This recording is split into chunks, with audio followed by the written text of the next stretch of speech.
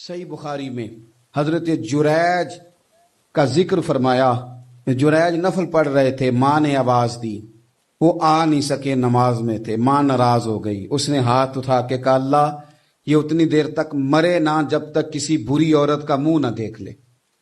کسی اور کی دعا کے لیے سند نہیں ہے کہ وہ تیرے حق میں ضرور قبول ہوگی، لیکن ماں باپ کی دعا کے لیے میرے نبی پاک نے سند بیان کی ہے.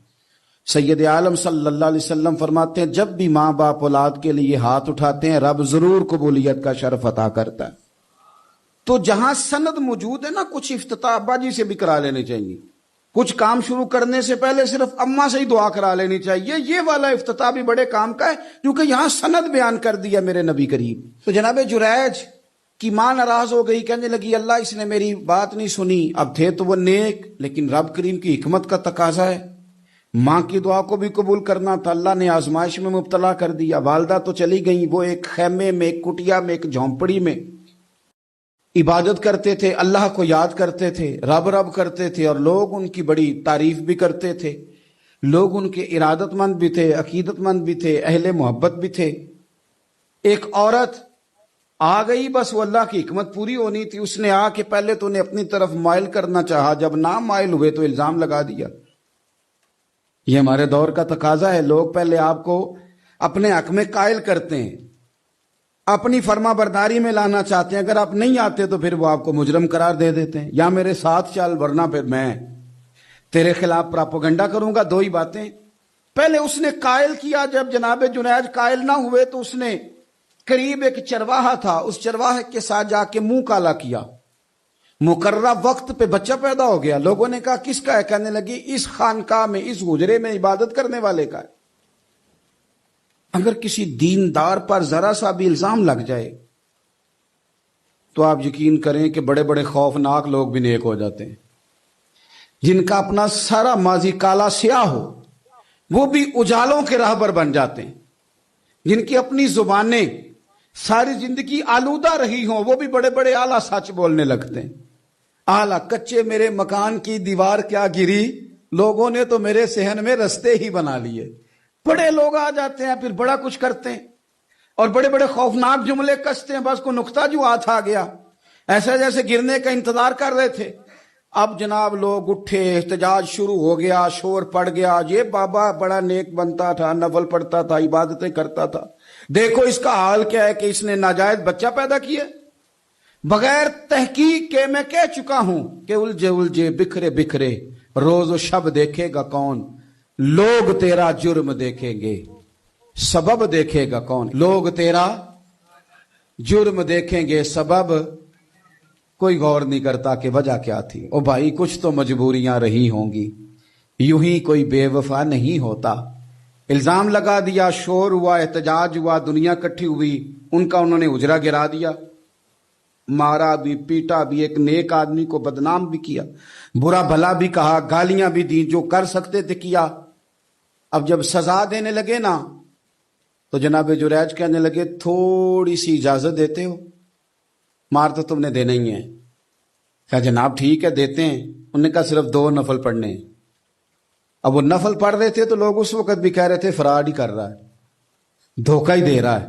چونکہ ذہن بن گیا نا، بدگمانی آ گئی.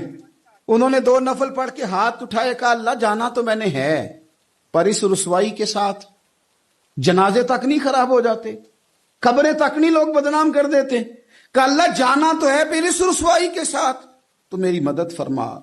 اب تو میرا کیس تیری ہی عدالت میں ہے، تو رحمت کا دروازہ کھول. ہاتھ اٹھائے، دعا مانگی، نفل پڑھے، پورے مجمع پہ نظر دوڑائی، کوئی نہیں تھا سپورٹ کرنے والا. کل تک جو کہتے تھے نا تیرے لیے جیئیں گے، تیرے لیے مریں گے، ساری عمر ہی آٹا گدا ہے، لکھاں کیتے نہیں پیڑے. اب وقت آیا ہی تے محمد بخشا کوئی نہیں ہو بیٹھا نیڑے. ایک بندہ بھی نہیں تھا ووٹر سپورٹر ساتھ دینے والا، کوئی نہیں تھا. تو جناب جنید بچے کی طرف اشارہ کر کے کہنے لگے کوئی نہیں بول رہا، تو ہی بول کے بتا دے تیرا باپ کون ہے، تو ہی بول کے بتا دے کون ہے. اللہ اکبر. میرا رب جب چاہے تو بچے بولتے ہیں، رب چاہے تو گونگے بولتے ہیں، رب جب چاہے تو پھر پتھر بھی بولتے ہیں. جب کہا نا تو ہی بتا تو بچہ بولا. اور بول کے کہنے لگا میرا باپ جریج نہیں، میرا تو وہ ہے جو بکریاں چرانے والا ہے۔ میرے نبی کریم علیہ الصلوۃ والسلام نے اپنی امت کو مایوسی سے منع کیا، فرمایا رب سے دعا مانگو تو اس طرح نہ مانگا کرو، یہ مشکات میں حدیث ہے، فرمایا یوں نہ دعا مانگا کرو کہ یا اللہ دے چاہے نہ دے، فرمایا رب سے مانگو تو پورے شوق سے مانگو، عرض کرو یا اللہ دے تو ہی ہمیں عطا فرمائے گا، مالک عطا فرماؤ، فرمایا ذوق سے مانگو، جذبے سے مانگو۔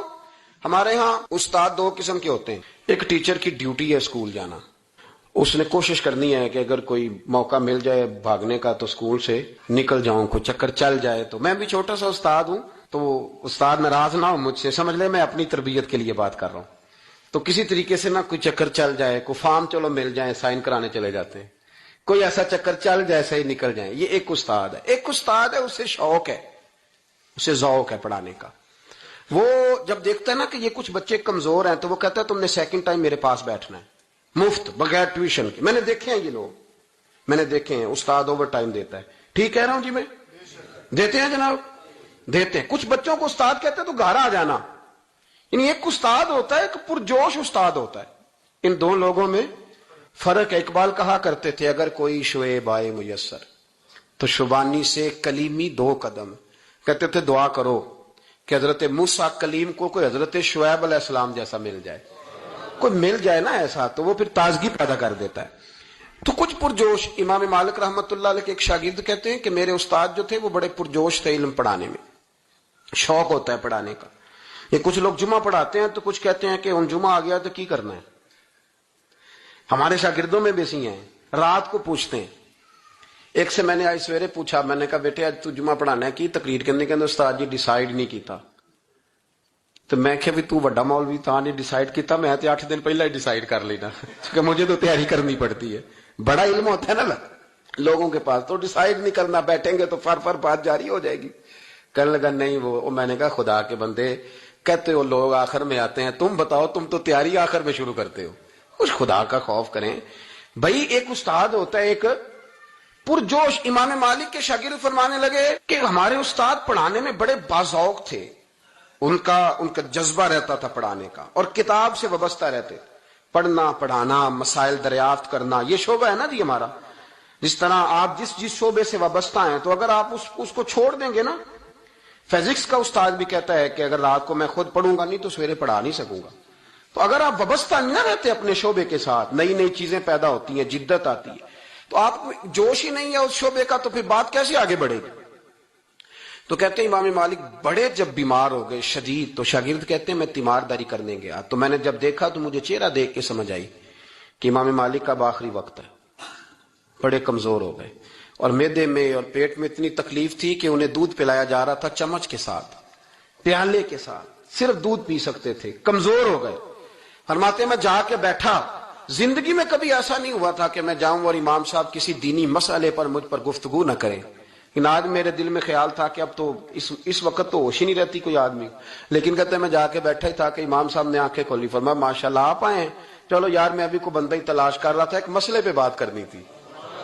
کہتے ہیں لفظ نہیں پورے ادا ہوتے ان کے، جملے ٹوٹتے ہیں، بیچارے کمزور ہو گئے، بڑھاپا ہے، ایک مسئلے پر بات کرنی تھی، تو فرماتے ہیں کہ میرا دل نہ اتنا نرم ہوا کہ میرے آنسو بہہ گئے۔ میں نے کہا اس حال میں بھی استاد جی آپ کو دین کی فکر ہے؟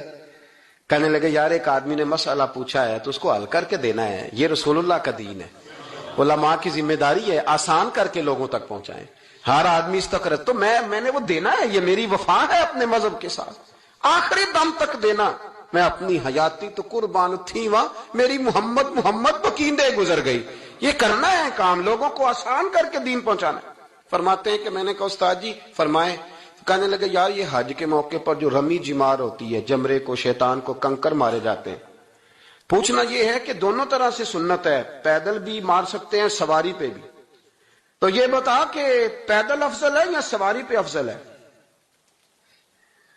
تو کہتے ہیں میں نے کہا استاد جی میرا خیال ہے پیدل افضل ہے، لوگوں کو تکلیف کم ہوگی۔ تو کہنے لگے نہیں تو نے غلط کہا ہے، کھانا نہیں کھایا جا رہا، لیکن اب استاد ہیں تو جوش کتنا ہے، فرمانے لگے تو نے غلط کہا۔ کہتے ہیں میں نے کہا پھر استاد جی سواری پہ افضل ہے اگر پیدل افضل نہیں؟ کہنے لگے نہیں تو نے پھر بھی غلط ہی کہا ہے۔ کہتے ہیں میں نے کہا حضور دونوں طرح غلط ہے تو صحیح کیسے ہے؟ فرمانے لگے بیٹے اگر اس بڑھاپے میں بھی میں مسئلہ بتانے میں تیزی نہیں کرتا، تحقیق کرتا ہوں، تو نے جوانی میں تیزی کرنی شروع کر دی ہے؟ سوچے ہی نہیں بات کو، فٹافٹ بیان کر دی کہ اگر یہ نہیں تو یہ حکمت والا ہے، اس کو سمجھنا پڑتا ہے، حکمت کے ساتھ پھیلتا ہے۔ کہتے میں نے کہا استاد جی حکم کریں، پھر آپ بتائیں کیسے افضل ہے؟ فرمانے لگے مستحب ہے، اچھا عمل ہے کہ ایک شیطان کو کنکر مار کے تو دعا مانگی جائے، اور اتنی دیر مانگی جائے جتنی دیر میں انسان 20 آیات قرآن پاک کی پڑھ لیتا ہے، اور یہ مستحب عمل ہے، یعنی کرے تو ثواب ہے، نہ کرے تو گناہ نہیں۔ مستحب ہے کہ دوسرے کو کنکر مار کے پھر دعا مانگی جائے، تیسرے کو کنکر مار کے کھڑے نہیں ہونا، دعا مانگتے مانگتے چلے جائے۔ تو فرمانے لگے مسئلہ سن، جس نے چونکہ مستحب ہے مانگے چاہے نہ مانگے، تو جس نے تو کنکر مار کے دعا مانگنی ہے نا، اس کے لیے افضل یہ ہے کہ وہ پیدل کنکر مارے، اور جس کا ارادہ دعا مانگنے کا نہیں نا، اس کے لیے افضل یہ ہے کہ وہ سواری پہ بیٹھ کے کنکر مارے۔ تو دونوں جہتیں بدل جائیں گی۔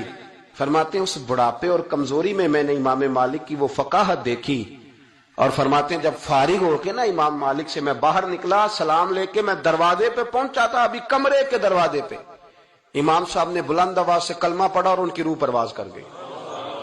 بلند آواز سے کلمہ پڑھا، روح پرواز کر گئی۔ اتنا دین کا جذبہ، شوق، اتنا طبیعت کے اندر درد دین کے لیے کہ آخری وقت تک مسائل دین میں غوطہ زنی، کس طرح کر کے امت کو آسان دین پہنچایا جائے۔